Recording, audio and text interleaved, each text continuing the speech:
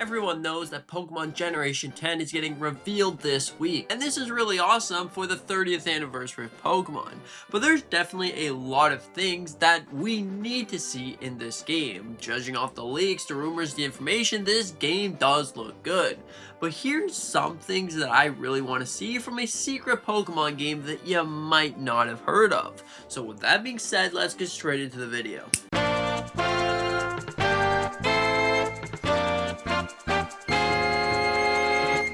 So this video might be a little strange. Yes, I'm a Nintendo YouTuber. I talk about pretty much everything Nintendo, but this one definitely has some strange things. Well, the secret game is Minecraft, or more specifically, Cobblemon. By taking Minecraft and adding a whole bunch of different mods to it, you can really make a Pokemon game of your dreams. And this is exactly what I went on to do, because clearly there's not really any Pokemon games out now. So I was playing along, and there's definitely a lot of things that I hope to see in Generation 10. And judging off the leaks, there's definitely a big possibility. Well, first off, you're able to ride your Pokemon. Now, you won't be able to dedicatedly ride your Pokemon in Pokemon Generation 10, but instead follow behind them in a scooter, which is still pretty cool. But then there's also other things like, for example, different areas, regions, and special little unique items that you can find in your world. Now this is definitely a really cool factor. It kind of takes the idea of Pokemon Pokopia, mixes it over with Minecraft and Generation 10. Now these are all things that we kind of assume would sort of happen, but the real thing that I really want to see happen is exactly something like this. As you can see here, there's like an ancient building, an ancient ruin, and this is something that you can use inside the game. Well, inside of this game, it does summon legendary Pokemon. So I hope that something like that happens in Generation 10, because that honestly would be the greatest thing. And before you say anything about underwater exploration, well, here we are. You can clearly explore underneath the sea, and I honestly hope it's as vibrant as this. I don't just want to see some underwater exploration that has the sand, some coral reefs, maybe a couple Pokemon here and there, and that's about it. I want to see some lost treasures, mysteries, and pretty much everything associated with that. Like seeing a legendary temple that could belong to Lugia. Something like that would make my dream come true, because overall, it is an open world Pokemon game. So being able to go anywhere you want, finding the legendary temple, or finding something else would be completely up to you. It would make it a perfect Pokemon game, and I hope this happens. Another thing that we have to talk about is items. Now usually in Pokemon games, items aren't too interesting, but in this game, however, they better make items actually really interesting, because the whole point of open world is exploring, finding new things, finding new Pokemon in this case. So hopefully they also make some of the items special, legendary, rare, whatever it is. Maybe they could add brand new items like the legendary treasure, that you can open up the legendary treasure and it'll give you something brand new. Something, a masterpiece if you will. And also we have to talk about the visuals. Now there was a leak that we have to talk about that was the Pokemon game, the next Pokemon game is going to look really, really good. But honestly, I hope that it looks something like this. This cartoony art style really blends with Pokemon. It doesn't have to be something that looks like an Unreal Engine RTX 5090 game with something that looks super realistic with shaders out to the max and cranked FPS. Nope, that's not what we have to see, but just a cartoony art style that looks maybe like Pokemon Snap. Now honestly, Pokemon Snap was a game that looked really beautiful, and if everything that we talked about, every leak and everything comes true, Friday we're finally going to see the reveal, well then maybe this game actually will live up to the hype. The hype of Pokemon is back, the hype that the visuals are fixed, and the cleanness that it could be. And honestly, I hope to build my own house, because one of the big key features of Pokemon over the years that I found out that kept me interested is honestly the start of the game. Finding something new, finding something fresh is honestly the best part of Pokemon. As you progress, as you get more stronger and everything like that, Pokemon starts to feel more like a less fun, exciting, adventure exploring game. So if you were able to make your own house or buy a house from somewhere else, it would honestly make a Pokemon game of my dreams. Quite literally of my dreams, because I can dream of what my house wants to be, and boom, I can either purchase that house that is already made for me, and then they're like, here you go, you can decorate the inside of the house, or you can fully build it from scratch. You can pick the wood, you can pick the materials, you can pick a chair if you wanted to. Overall, I think that definitely would be the greatest things. And another thing we have to mention is we knew that Pokemon Generation 10, the world, the map, and everything was going to be quite huge. So honestly, to mix up with a quite huge map, you really gotta have Pokemon every so often. You walk around and you instantly see a Pokemon.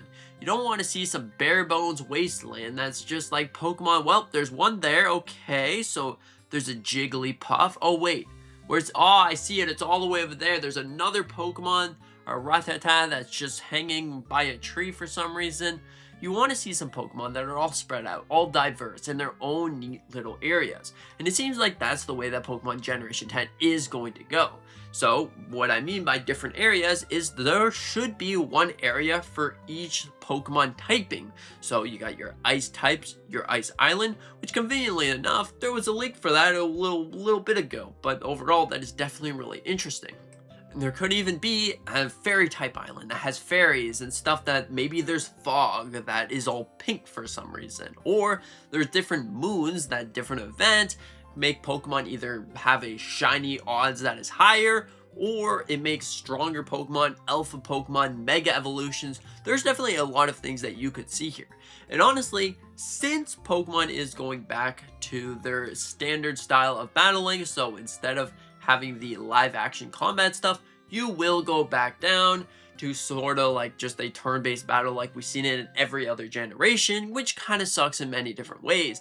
I honestly hoped that Pokemon was able to just have two, so you can have the turn-based battle or you can have the live action. There's definitely so many ways that they could have implemented this. So your moves would pretty much be the same. So let's just say that you have the turn-based battle activated. It would just be a simple little menu option if you want to have that activated or not.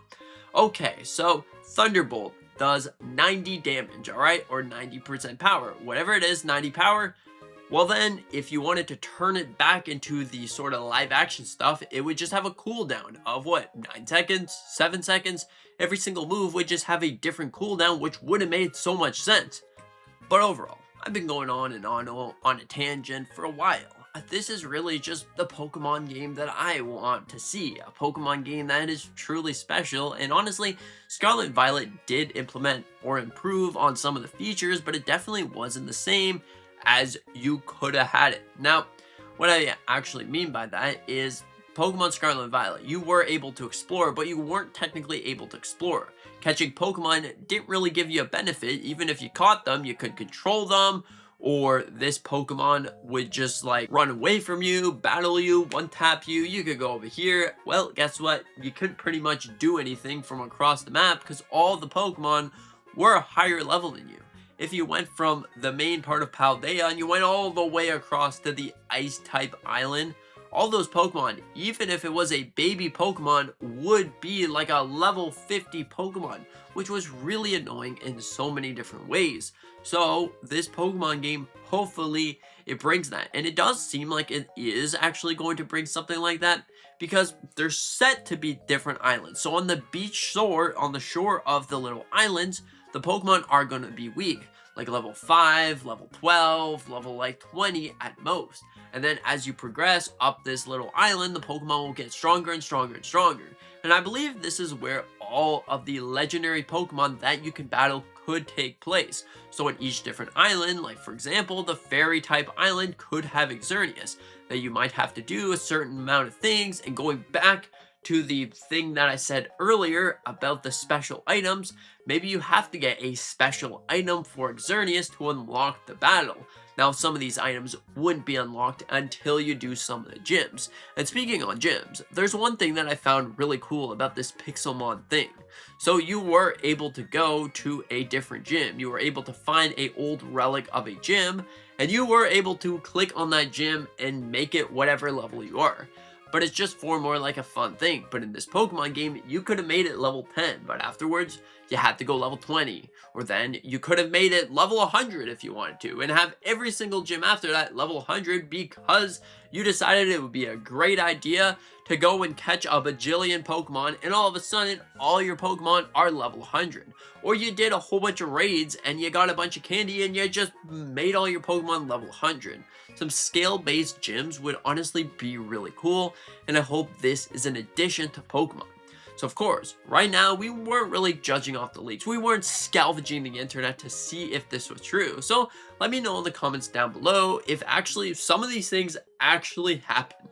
Now I know, I did base some of these things off of some leaks that we get, but others was just more like a, hey, this would be really cool to see.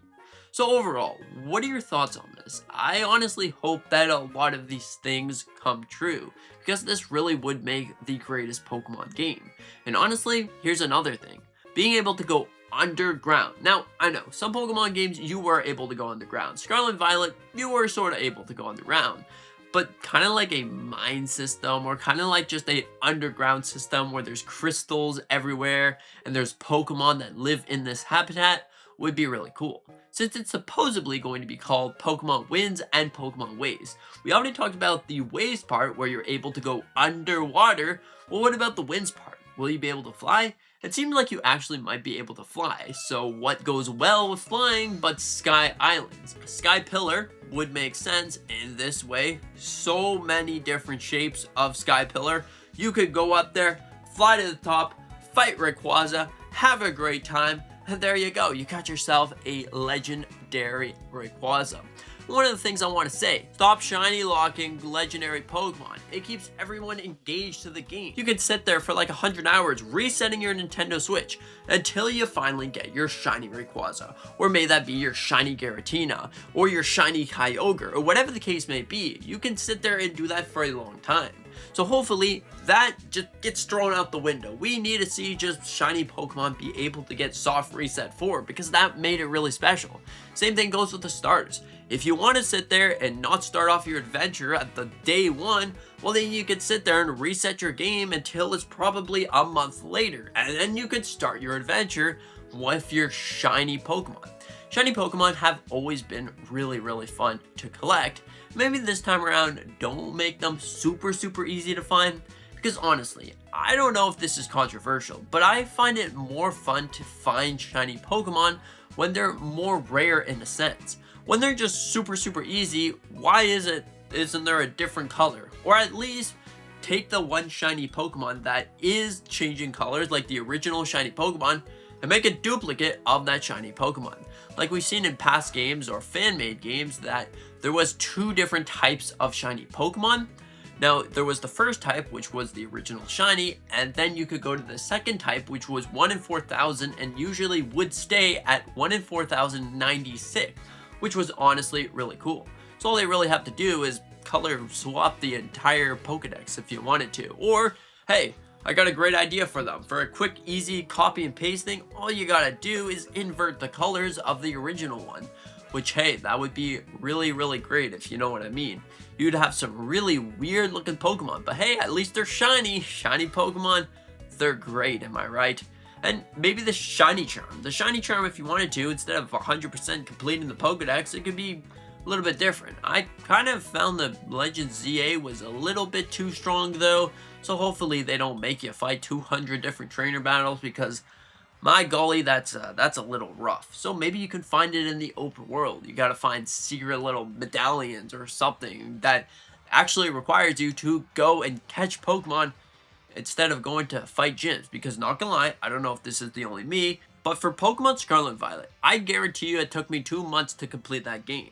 Because usually when I play Pokemon games, they're usually really slow. Like, I'm really slow at going to explore catch Pokemon, probably complete the dex before even doing the first or second gym, which is kind of a crazy thing to actually say, because it would be much easier if you complete the game first and then go and catch the dex, but hey, that's all up to me, I guess.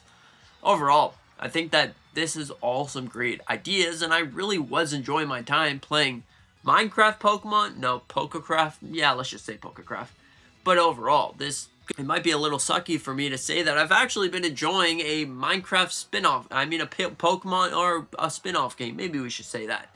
A spin-off game that's not created by Nintendo, so please don't send the ninjas after me, because the game's great, Pokemon. The game is great. So if this is truly going to be a 10 out of 10 presentation, I can't wait to see what actually is going to unfold. So anyways, thank you so much for watching. What are your thoughts on this? Do you think that I did a pretty good justification of what we could see in Pokemon Generation 10? Everything from the leaks, and mostly what I want to see from Pokemon Generation 10. This has been a long time coming. I honestly really enjoy doing theories, thoughts, expectations, and so much more. So hey, if you're into Nintendo news, theories, Pokemon, and Mario, Zelda, Kirby, and pretty much every single Nintendo franchise that there is, well, consider to hit that like button. Maybe subscribe here if you're new. We do a bunch of different Nintendo content on this channel. And consider to check out that video right here, because I guarantee it, you are going to enjoy it if you enjoyed this funky, goofy little video here. Anyways, that being said, see you in the next one.